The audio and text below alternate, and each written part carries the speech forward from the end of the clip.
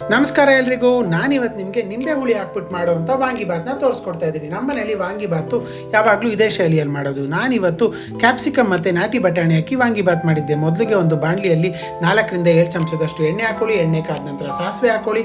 ಸಾಸಿವೆ ಚಟಪಟ ಅಂತ ಸಿಡಿದಾದ್ಮೇಲೆ ಕಡಲೆಬೇಳೆ ಉದ್ದಿನಬೇಳೆ ಹಾಕ್ಕೊಂಡು ಅದು ಹೊಂಬಣ್ಣಕ್ಕೆ ತಿರುಗಿದ ನಂತರ ಒಂದು 7-8 ಗುಂಟೂರು ಮೆಣಸಿನ್ಕಾಯಿ ಜೊತೆಗೆ 1-2 ಕಡ್ಡಿ ಕರಿಬೇವು ಮತ್ತು ದಪ್ಪಗೆ ಚಿಟ್ಕೊಂಡಿರುವಂಥ ಒಂದು ಕ್ಯಾಪ್ಸಿಕಮು, ರುಚಿಗೆ ತಕ್ಕಷ್ಟು ಉಪ್ಪು ಹಾಕಿ ಚೆನ್ನಾಗಿ ಬಾಡಿಸಿ ಒಂದು 5 ರಿಂದ 10 ನಿಮಿಷ ತಟ್ಟೆ ಮುಚ್ಚಿ ಬೇಯಕ್ಕೆ ಬಿಟ್ಬಿಡಿ. ಮಧ್ಯದಲ್ಲಿ 1-2 ಸರ್ತಿ ತಟ್ಟೆ ತೆಗೆದ್ಬಿಟ್ಟು ನೋಡಿ ಕ್ಯಾಪ್ಸಿಕಮ್ ಬೆಂದಿದೆಯಾ ಇಲ್ವಾ ಅಂತ.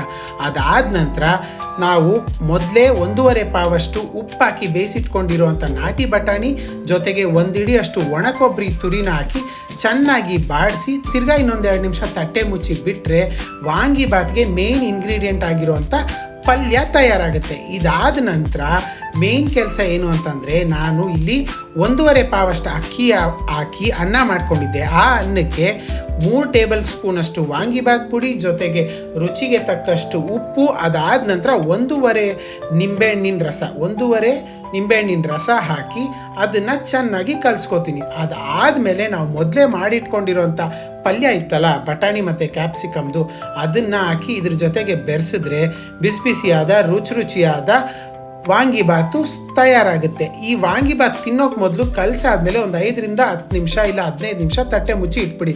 ಸೊ ದಟ್ ವಾಂಗಿಬಾತು ಚೆನ್ನಾಗಿ ಉಪ್ಪು ಖಾರ ಹಿಡ್ದಿರುತ್ತೆ. ನಿಮಗೆ ವಾಂಗಿಬಾತ್ ಪೌಡ್ರ್ ರೆಸಿಪಿ ಬೇಕು ಅಂದರೆ ನನ್ನ ರೀಲ್ಸ್ನ ನೋಡಿ, ಹಳೆ ರೀಲ್ಸು. ಧನ್ಯವಾದಗಳು.